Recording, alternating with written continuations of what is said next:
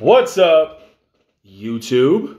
You got your guy Larry here, VP Blockers. Like, subscribe, hit the notification bell. If you like this video, all my blockers out there, all my newcomers, please give these small channels a try, because a lot of your big YouTube influencers, TikTokers, or all your social media people, they got off the rails. I don't know what they're talking about.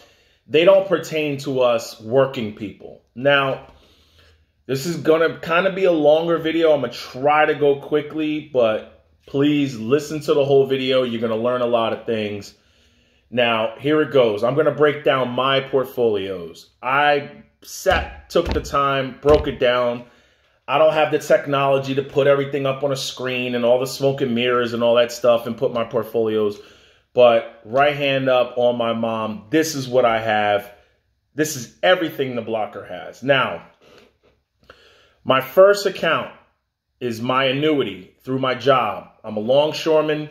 I should have named this video longshoreman investor, longshoreman economist. I should have named it that, but I went with VP Blocker, Vampire Blocker. Now, my first fund is my Prudential fund.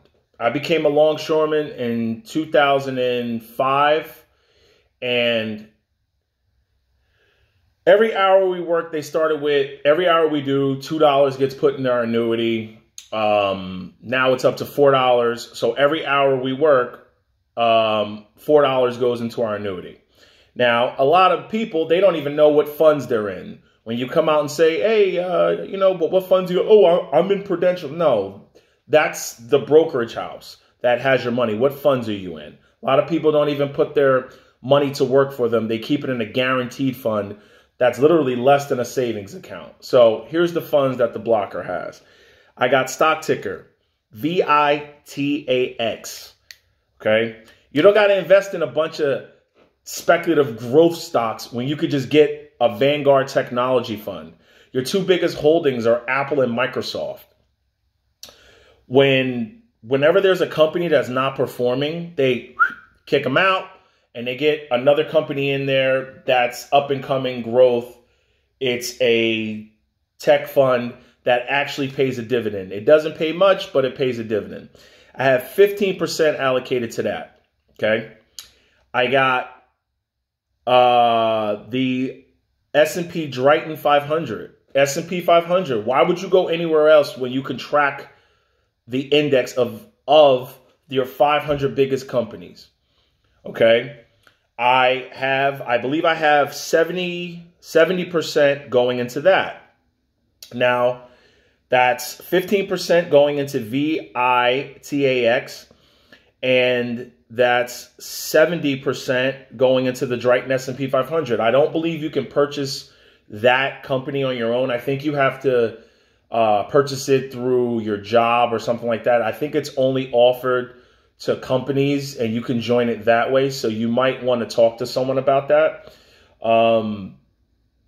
Get involved. If your job is offering annuities and offering stock options and free money, for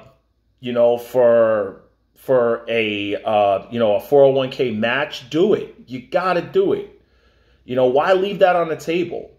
So that's 85%. The other 15% is allocated to the Vanguard REIT index fund, stock ticker VGSLX.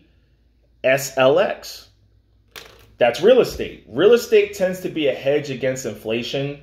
So some people are going to say that's risky. You should only do this. You should only do that. I'm doing what's best for me. Don't worry about what people are going to say. Everybody's portfolio can be different. You don't have to mimic other people. Now, I don't have any children, so I can afford to be more risky with some of the stocks and index funds I have, because it's just me. It's just me and my fiance. She has a great career and I have a great career. But if we break up, guess what? It's just me. I'm not having any children. Okay, I'm 41. I'm past that. I'm already thinking about my next stages in life. On to my next portfolio. My next portfolio is through Fidelity. I have in my Fidelity brokerage fund, because I only deal with big brokerages. I don't deal with your smaller, your smaller brokerage houses, because then they run into liquidity problems. I'm not doing it. I'm going with the big tried and trues that have been around before I was born. So in my Fidelity, I have stock ticker FXAIX. Fidelity S&P 500 fund. Okay. Other stock ticker FSPSX. That's the Fidelity International Fund. I know what you're saying, Larry, but you already own the S&P 500 in your Prudential. Yes, that's the fund that I like in my Prudential. Low fees, low fees. I want to put as much as I can into the S&P 500, and I have an international fund. You want to be involved in everything. You want to be involved in the world, okay? You just don't want to keep all your money in your backyard. You want to put some money overseas too. Now, in your international funds, those are some of your biggest companies over there. You got Nestle, Toyota, Alibaba. You don't need to buy individual shares of Alibaba because it's in your international fund. Now, my next brokerage house. Yes, I have another brokerage, Charles Schwab. I have Charles Schwab. I have a backdoor Roth IRA. Now, the reason why I got to do a backdoor Roth IRA and I can't do a regular one is because my income is too high. If you make over, I believe it's $141,000 or $143,000, you have to do a backdoor Roth IRA. If you're married, I think it's like $250,000. Perfectly legal. It's perfectly legal. What you do is you take your money, you put it into a traditional IRA. I usually wait 1 or 2 days, and then you convert it into a Roth IRA. You just got to fill out a P8606 form or whatever it is. Your accountant, your CPA, they know how to do that. It's a conversion, perfectly legal. Now, in my Roth IRA, I have $43,353. I wish I knew about this earlier. You can only do $6,000 a year if you're under, I believe, 55. It used to be 5,500, but they raised it to 6,000. So in that, I have the Charles Schwab Dividend Fund, stock ticker SCHD.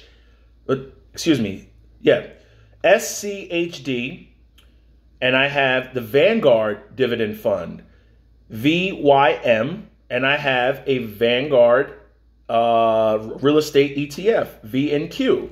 The reason why I did that is because a lot of your dividends, when it comes to real estate, they're not qualified. They're non-qualified dividends. And when you have dividend accounts, you want to put them in something that's tax sheltered, like a backdoor Roth IRA, because they're not going to be added to your income. So that's what I put in those 3 funds. Now, starting this year, I'm going to start dollar cost averaging into stock ticker SWTSX. That's your Schwab Total Stock Market Index Fund. Dollar cost averaging every month into SWISX. That's the Charles Schwab International Fund. And stock ticker SWAGX. That's a bond fund. I'm not going to put too much in that, but I'm going to put a little bit into that just to start the fund. So if I get older and I want to go more into bonds, it's already open. I can sell some stocks or convert some dividends into that. So that's my Charles Schwab. You know, that's what I have. That's going to be mostly dividends and stuff like that. That over, like, you don't have to take, you know, any minimum distributions on a Roth. You could let that go for 100 years and leave that to someone. So that is my Charles Schwab Roth. Now, I also have Charles Schwab. I have a brokerage account. Now, here's the brokerage account. Here's all the stocks I have in that. 3M, AbbVie, Altria, Apple, Caterpillar, Centos, Colgate-Palmolive, Cummins, Duke Energy, EMR Energy, Exxon, Hormel Foods, Intel, JP Morgan Chase, Kimberly-Clark, Leggett & Platt, Starbucks, Pepsi, Microsoft, McDonald's. All the stocks I just named are big dividend paying Fortune 500. aristocrats or kings. They are no speculative stocks there. There is no growth that don't pay dividends. For me to own your stock, you better be paying dividends for more than 25 years. There better be a history. Everybody's better be using you. It better not, there better be a moat around it, and you better be paying me some good money to hold your stocks. I'm not just going to hold your stocks with a promise of IOU.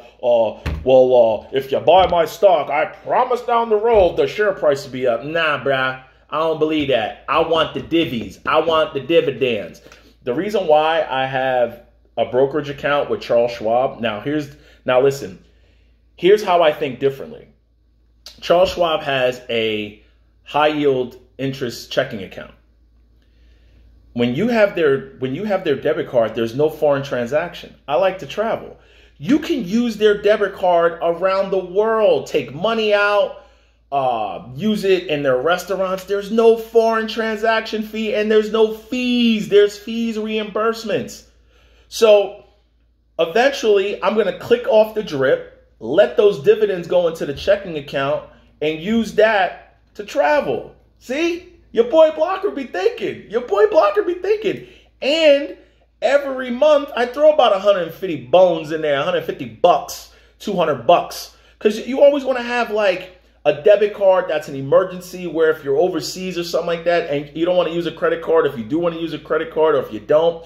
So that's what Dave Ramsey was talking about, is that you really don't need a credit card even if you're overseas, because there's debit cards that you can use overseas. I use a credit card too because I do like points. And if you pay the bill off every month, you're actually gaining something. You just got to know how to use that. Now, I have a debit card with them. All the divvies eventually click that drip and all my divvies going to go over there, baby. Now, I have one more brokerage account. I have E-Trade. In my E-Trade account, I have Prudential. Now, I'm going to give you the stock ticker because a lot of people really don't know this company. Stock ticker GOGL. Now, the reason why I'm investing in them, they do have a high-paying dividend. It could be speculative, 27%. The reason why I'm involved in them, they're a shipping company. I'm a longshoreman. This is Golden Group Shipping. I at least had to invest in one company that I'm familiar to. Because Peter Lynch, you're close to an industry. I'm giving them a shot. They're speculative, but they pay a divvy. So that's why I'm in them. They're a shipping line. They pay a nice, healthy dividend. Google them for yourself. I'm in them because I'm in that line of work, so I did it. So once again, Prudential, Golden Bulk Carriers, Southern Company, Con Edison, Aflac, Coca-Cola, Verizon, Ben Franklin Financial Group, Western Union, Merck, and Cardinal Healthcare. The reason why I'm involved in all of them, they're all big Fortune 500s. They all pay dividends. And the reason why I have a brokerage account with them, a lot of you know we own a condo in Aruba. When I come back to the States, when I retire, I'm going to click that divvy off. Guess what? That's going to be the money that I spend in the United States. I got an E-Trade debit account, checking account. Put those divvies over there when you go out to eat. Bada bing, bada boom. You're still in the United States. If I need cash, it is what it is. Now, I got 20 grand in cash because I can afford to be more risky. I get paid very well, so it's not like I need to have a lot of cash on hand. A lot of my paychecks can cover my credit card bills and stuff like that. So I only keep 20 grand in cash. That's it. I don't touch it. It's in Ally. I don't even look at it. I know I'm getting burned with inflation. Don't really care. It's over there. Who cares? I got 10 grand in gold, silver, and palladium. The reason why I have physical gold, silver, and palladium is because I'm not going to invest in a company that's going to hold it for me. I want to hold it. I want to look at it. If I want to play around with it and show my friends, look, I have gold bars. Hey, it helps me sleep at night knowing I got gold, silver, and palladium, some precious metals. It's mine. I have it. I can hold it. Now, Once I get to $1 million in index funds, $250,000 in Schwab total. So between Prudential and Fidelity, 100% index funds, I want $1 million in that. In Schwab, I want $250,000. As soon as, you know, whatever comes first, the Schwab Roth or the individual fund, I want $250,000. $250,000. Once I hit $100,000 in E-Trade, once I get, I'm probably going to leave cash the way it is and precious metals the way it is. Once I get to about 140, let me see, 140, 1.4 million, I'm going to hit cruise control. And I'm not probably going to invest no more. Now, here's the thing. I know what you're saying. Oh, that's not a lot of money to retire. Well, maybe not for you, but here's my number. 35 years as a longshoreman. I have a pension. You need to do what's best for you. Now, just remember, I have a pension. This is for the blocker.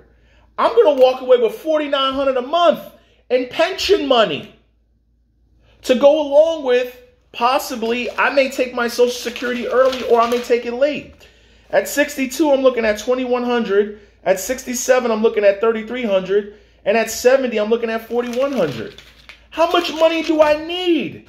Once I get that $1.4 million net worth, the Porsche 911 997.2 will be in that garage. That's my number. You need a number to work forward to.